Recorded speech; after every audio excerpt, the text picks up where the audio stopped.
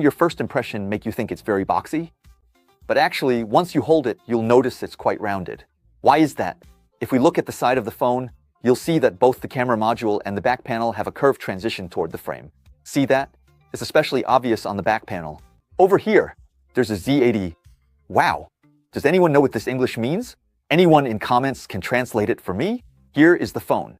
It still has that squared-off ID design. From bottom edge, we can see it's blue. I'll set it aside for now. I'm curious what else is inside such a big box. There's a small item here. Looks like an electronic badge.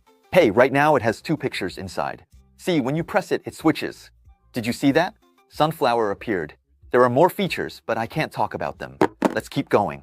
Oh wow, they've blurred this part out here. Can't talk about this. Oh, even the charging brick needs to be blurred out. We can't talk about that either. So, let's talk about the phone itself. Wow, look at this. Doesn't it look like they just printed the packaging design right onto the back of the phone? The first time I saw this phone, only one word came to mind: art. After all, they've printed Van Gogh's famous painting, Starry Night, right on the back of the phone. And look, there's even a separate English label here. Wow, I feel like if I carry this phone around, maybe I'll become more cultured myself.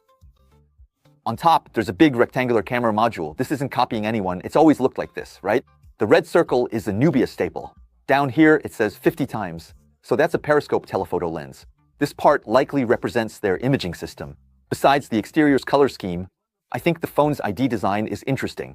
Just looking at it, doesn't your first impression make you think it's very boxy? But actually, once you hold it, you'll notice it's quite rounded. Why is that? If we look at the side of the phone, you'll see that both the camera module and the back panel have a curved transition toward the frame. See that? It's especially obvious on the back panel. You can even see the artwork inside the back panel from the side. And the shape of the phone is also rounded, not just sharp right angles. Plus, the middle frame isn't just an ordinary blue color. It also has special textures. Let me get closer. Can you all see that? It's unique. On the side, there's a red power button, and here are the volume buttons. The button below should be for photos or a customizable button. This side also has a toggle switch, and you can see textures on top too, right? As for the phone's front, it's still that famous painting. I want to show you its screen-to-body ratio. It's still the true full screen we're familiar with. This generation's screen quality is definitely a big improvement.